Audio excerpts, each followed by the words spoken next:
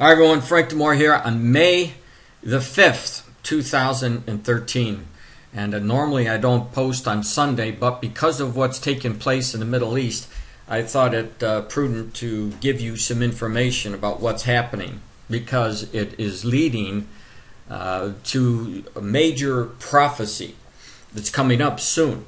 And that prophecy has to do with Psalm 83. And Psalm 83 tells us that all of the nations listed from 1 to 10 will be joining together under one confederacy. You'll see that in verse 5, where it talks about the confederate against thee, against Israel. That's who they're talking about.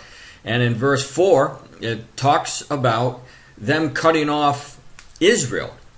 When you read it specifically, it says, "And they have said, Come and let us cut them off from being a nation, that the name of Israel may be no more in remembrance." In other words, destroy Israel. Now, one of the things that I want to point out to you right now is Syria, because Syria is in the mix, and Lebanon, all right?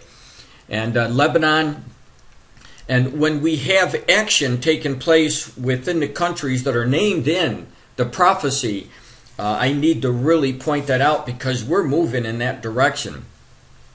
So let me show you what's been going on here, because I've been warning you that Syria is going to be leveled. They're going to be left in a ruinous heap. We know that from Psalm, not only the Psalm shows us that Syria is involved in a war that will be eliminated, Syria will be eliminated, but Isaiah chapter 17 verse 1 talks about Damascus being left in a ruinous heap. That's never happened before.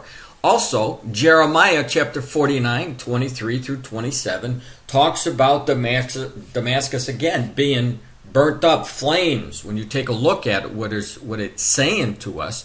For example, in verse 26, it says, "Therefore ye young men shall fall in her streets, and all the men of war shall be cut off in that day, saith the Lord of hosts. And I will kindle a fire on the wall of Damascus, and shall consume the palaces of Benhadad." So we know that Damascus, Syria, is going to be in a heap of trouble. They're already in it. We're seeing the birth pangs of that right now. And I've been warning you for the past year and probably 2 months. So 14 months into it, I've been telling you to watch out what Bashar al-Assad is going to do, because I believe there is a possibility. One of the scenarios that I've been given to you is Bashar al-Assad would deploy or use his chemical weapons. And I said that when you see that happen, watch what Israel does, because Israel's not going to tolerate it. They're going to go and hit Syria. And if they did that, it could possibly cause the Psalm 83 war to start. And so we're seeing that exact same scenario right now. Let me just go over to some of the news that came out today. Huge explosions rocked the capital, Damascus. Let's go there. And there's a video here. It says, "Israel launches more airstrikes in Syria." So this is getting really, really interesting now. And we're watching this like a hawk. So let's listen to the news. An overnight attack on the outskirts of the Syrian capital. Amateur video captures a series of powerful explosions in the Qasir mountains. The area houses important military installations thought crucial to Syria's missile program. Syrian state TV says the blasts were caused by an Israeli rocket targeting a military research center, which Western officials have in the past suggested is also involved in chemical weapons research. It's the second such attack on the same location this year. A resident in Damascus describes the explosions. We were just sitting when we felt that the ground is shaking and everything started to shake. After that, we heard that a very huge explosion, like boom, and the glass, the doors went open. And we heard the fall of some glass around us. Sunday's attack follows a different airstrike that some Israeli officials have said targeted a shipment of missiles bound for Hezbollah in Lebanon. Although the US president would not confirm the incident, He supported Israel's right to protect its interests. Now, before you go any farther, keep in mind, Hezbollah is part of Psalm 83. They're part of the people that the Lord shows us that will be joining together in this confederacy from Psalm 83. What I have said in the past, and I continue to believe this, is that the Israelis justifiably have to guard against the transfer of advanced weaponry to terrorist organizations like Hezbollah. On Saturday, Syria's president made a rare public appearance at Damascus University. Bashar al-Assad urged his supporters to carry on as usual to defeat the opposition. Throughout history and across cultures, terrorism has been the weapon of the cowardly. That's why they attacked the students and the teachers. But once they saw the Syrian military, those cowards fled. When we live our life and have as much normal life in the country, they will break down. But this is normal life. Fighting on the ground, shelling from the air, and neighborhoods turned into rubble as the world watches on. The Israeli attack underscores the risk of wider conflict with far-reaching consequences for the whole region. This is exactly what I've been telling you about, and it is getting pretty hairy over there. If anything, this is a real, one of those birth pangs that are really magnified. But it remains to be seen whether Syria will retaliate for the attacks or focus instead on its fight against the rebels. Hashim Akbar, Al Jazeera, Antakya. Now keep in mind that this Bashar al-Assad said over a year ago that if he was attacked, that he was going to attack Israel, and he would do so in the hopes that joining his, it would cause the Arab brothers to unite and go after Israel. So we are definitely into some tension here.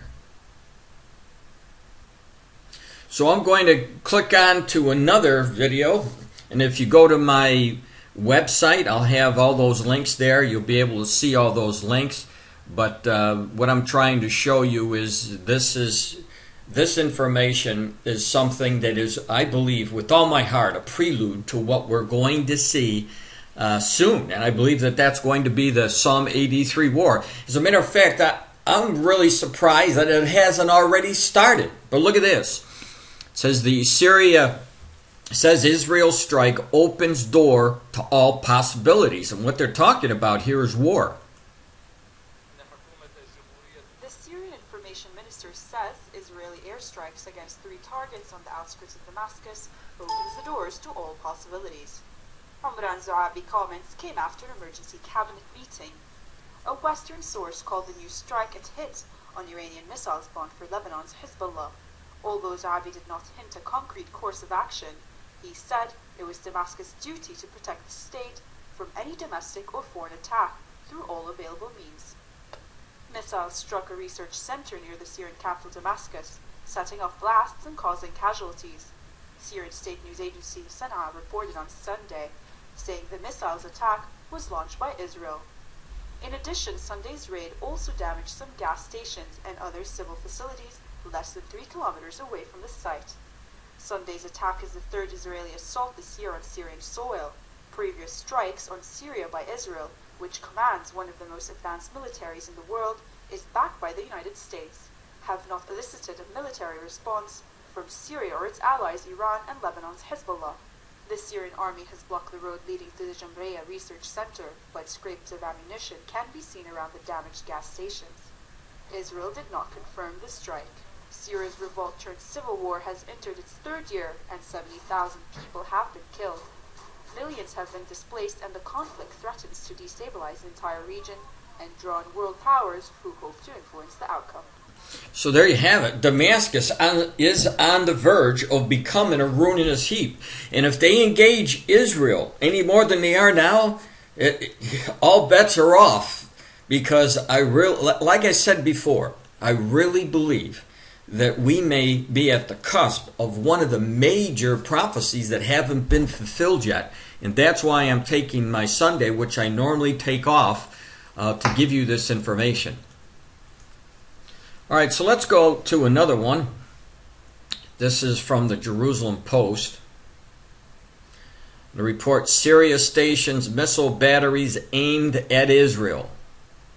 It says Syria has stationed missile batteries aimed at Israel in the aftermath of the alleged Israeli airstrikes in the country. The website on Lebanon's Ella Meadin TV, considered close to the regime of President Bashar al-Assad, quoted a top Syrian official as saying on Sunday.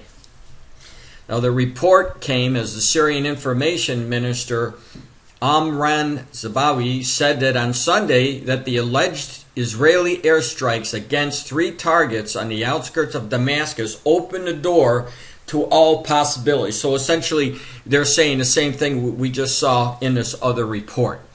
But what you're seeing here are the Hezbollah, which is named in the Psalm 83. You're also seeing Syria, which is named in that Psalm 83. And I don't think that this is any coincidence at all. We've been seeing every one of those nations that are listed in Psalm 83 joining together. Now, Syria has major problems because Syria is trying to thwart off the forces of Al-Qaeda who wants to depose Bashar al-Assad. And once that happens, they have already stated that the next target would be Israel. So either way, whether it be Bashar al-Assad or if his government falls and the Al-Qaeda government takes over, then they'll go after Israel. But we do know that the Psalm 83 war is approaching us. Folks, all I can say is this. We're seeing everything that the Lord warned about. It's happening faster and faster. Wars, rumors of wars, the very nations that are listed in the prophecies. All I can ask you is please receive Christ. Consider what you're looking at. The Lord is showing us this information to show that His word is coming to pass. He wants you home. He wants you safe. And the only way that could happen is if you receive Christ as your personal Savior. And I'm praying that today you will understand this and ask the Lord into your life now. Don't wait.